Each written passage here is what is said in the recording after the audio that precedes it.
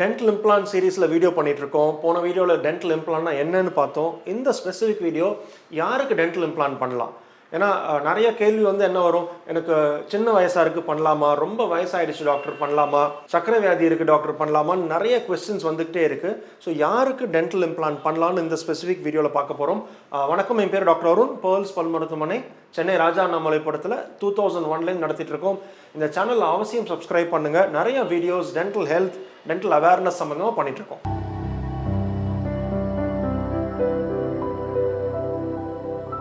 இப்போ dental implants யாருக்கு பண்ணலாம்? ஸோ dental implantனா என்னன்னு பார்த்தோம் இல்லையா? இது ஒரு சின்ன சர்ஜிக்கல் முறையில் நம்ம எலும்பில் ஃபிக்ஸ் பண்ணுறோம். ஸோ இட்ஸ் சர்ஜரி, ரெண்டாவது எலும்பில் ஃபிக்ஸ் பண்ணுறோம். இதுக்கே உங்களோட யாருக்கு பண்ணலான்ட்டு ஒரு ஆன்சர் வந்துருச்சு இல்லையா?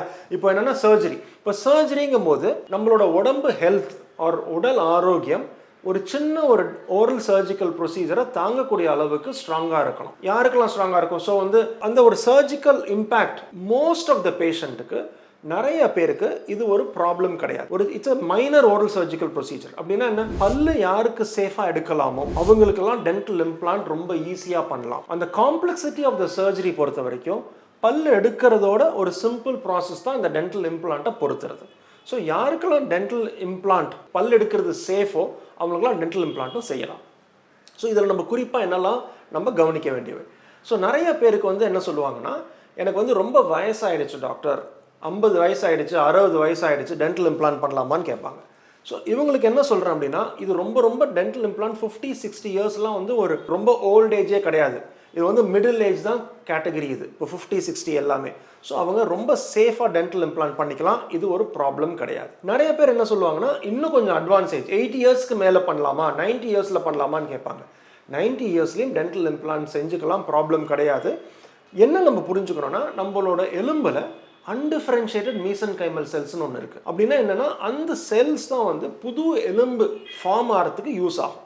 ஸோ நம்ம உடம்பு நம்ம ரத்தம் எப்படி புதுசாக ரத்தம் ஃபார்ம் ஆகுதோ, தோல் எப்படி உறிஞ்சு புது தோல் ஃபார்ம் ஆகுதோ, அதே மாதிரி எலும்பும் புதுசாக எலும்பு ஃபார்ம் ஆகிட்டே இருக்கும். நம்ம லைஃப் லாங் புதுசாக எலும்பு ஃபார்ம் ஆகிட்டே இருக்கும். இதுக்கு ஒரு முக்கியமான ஒன் ஆஃப் த செல்ஸ் தான் இந்த அன்டிஃபரன்ஷியேட்டட் மீசன்கைமல் செல்ஸ். நம்ம எலும்பில் பார்த்தீங்கன்னா, நம்ம வயது ஆக ஆக இந்த செல்லோட எண்ணிக்கை குறைஞ்சிக்கிட்டே வரும். அப்போ இந்த செல்லோட எண்ணிக்கை குறைஞ்சிக்கிட்டே வரும்போது நம்ம என்ன தெரிஞ்சுக்கணும் அப்படின்னா, நம்மளோட உடம்போட ஹீலிங் பொட்டென்ஷியல். ஸோ நம்ம ஒரு 30 இயர்ஸில் அடிப்பட்டால் அது ஹீல் ஆகிறதுக்கும், ஒரு 60 வயசில் ஹீல் ஆகிறதுக்கும், இன்னும் ஒரு 90 வயசில் ஹீல் ஆகிறதுக்கும் வித்தியாசம் இருக்கும். எதனால வித்தியாசம் இருக்கும்? இந்த உடம்போட ஹீலிங் பொட்டென்ஷியல் குறைஞ்சிக்கிட்டு வரும்.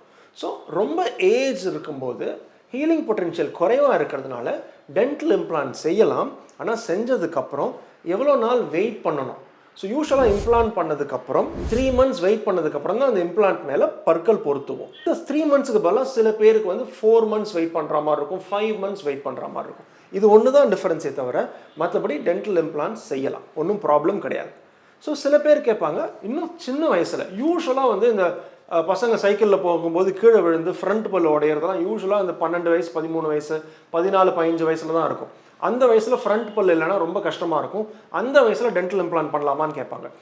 இந்த வயசில் டென்டல் இம்ப்ளான்ட் செய்யக்கூடாது. அந்த க்ரோயிங் ஏஜில், அதாவது என்ன க்ரோயிங் ஏஜ்னு என்ன சொல்கிறேன், நம்ம எலும்பு வளர்கிற வயசில், அது யூஸ்வலாக நம்மளோட போன் க்ரோத் கம்ப்ளீட் ஆகிறதுக்கு 18லேருந்து 21 வயசு ஆகும்.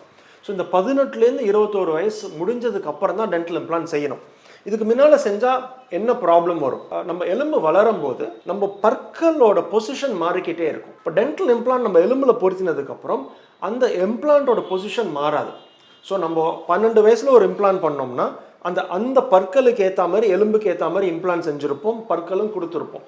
ஆனால் அவங்க ஒரு 16-18 வயசு இருக்கும்போது போன் க்ரோ ஆகிருக்கும், பற்கள் மூவ் ஆகிருக்கும். ஆனால் நம்ம போட்ட இம்ப்ளான்ட் மூவ் ஆகாது, அதே இடத்துல தான் இருந்திருக்கும். ஸோ நிறைய டிஸ்கிரிப்பன்சி இருக்கும். நம்ம எங்கே பல் இருக்கணுமோ அந்த இடத்துல இருக்காது, வேறு இடத்துல இருக்கும். ஸோ இந்த ஒரு காரணத்தினால அந்த ப்ளஸ் அந்த க்ரோத் ஸ்டேஜில் அந்த க்ரோத் டெவலப்மெண்ட்டை டிஸ்டர்ப் ஆகக்கூடாது, அந்த எலும்பு வளர்ச்சியில் டிஸ்டர்பன்ஸ் இருக்கக்கூடாது. ஸோ இந்த 2 காரணத்தினால அந்த க்ரோயிங் ஸ்டேஜில் இம்ப்ளான்ட் செய்ய மாட்டோம்.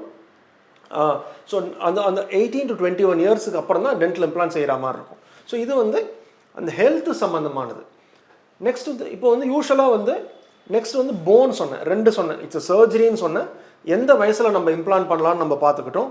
நெக்ஸ்ட்டு எலும்பு. ஸோ அந்த எலும்பில் தான் நம்ம இம்ப்ளான்ட் பொருத்த போகிறோம். அந்த எலும்போட தன்மை எப்படி இருக்குது?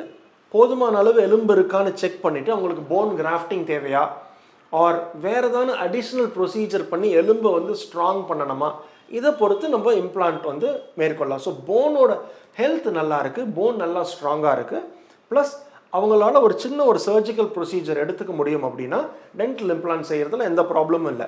இந்த வீடியோ பிடிச்சிருக்கும்னு நினைக்கிறேன். இதை பற்றி இன்னும் நம்ம டீட்டெயிலாக பார்க்க போகிறோம். இப்போ சக்கரை நோய் உள்ளவங்களுக்கு பண்ணலாமா, ஹார்ட் ப்ராப்ளம் இருக்குது டாக்டர், பிபி நிறையா இருக்குது டாக்டர், பண்ணலாமா, நிறைய பேர் கேட்டிருக்காங்க. இதெல்லாம் வரப்போகிற வீடியோவில் நம்ம பார்க்கலாம். வேறு ஏதாவது ஸ்பெசிஃபிக்காக கொஸ்டின் இருக்குன்னா அவசியம் கமெண்ட் செக்ஷனில் கமெண்ட் பண்ணுங்கள், வீடியோவை லைக் பண்ணுங்கள், சேனலை சப்ஸ்கிரைப் பண்ணுங்கள். அடுத்த வீடியோவில் சந்திக்கிற வரைக்கும் நன்றி, வணக்கம். டாக்டர் அருண், பேர்ல்ஸ் டென்டிஸ்ட்ரியிலேருந்து பேசுகிறேங்க. தேங்க்யூ.